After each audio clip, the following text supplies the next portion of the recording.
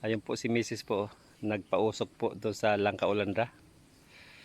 Nakapagtanim po kami ng lemongrass. Ayan po si Mrs. Oh. Magsisiga po tayo ng mga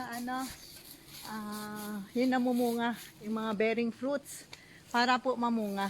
Katulad po nun ay guyabano. Na ito po ulangka. Magsisiga po tayo.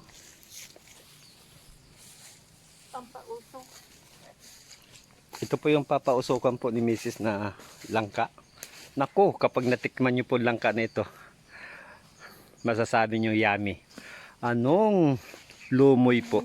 First time ko pong nakatikim ng langkang ito na amin pong ginulay ni Mrs. ay talaga naman masasabi nyo yung pagkakaiba sa ibang langka.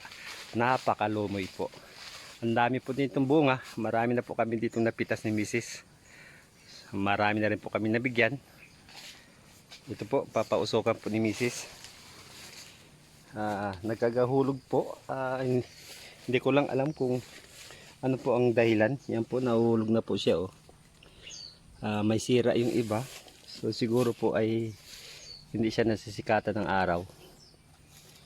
Hindi siya nasisikatan ng araw. So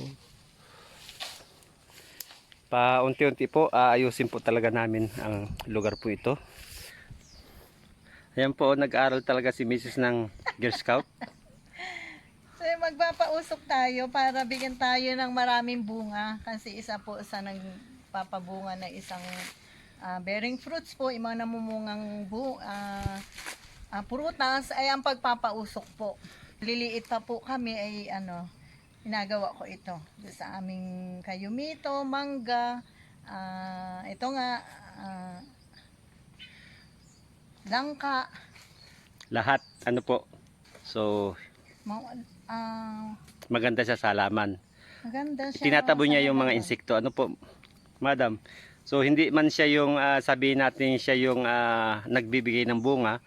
So sa aking tingin ay pinapapalayas niya yung mga bad insect na nakakabit sa puno. Yun ang aking analyze. So yung usok po ay siguro nakakapagbigay ito ng bunga.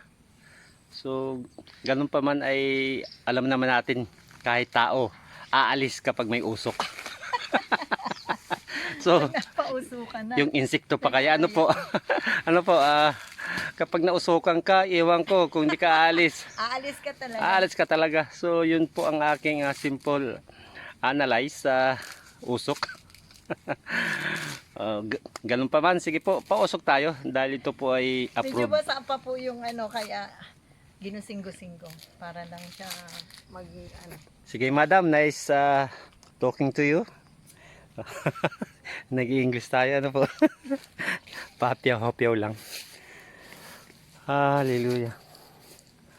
Maghahali na.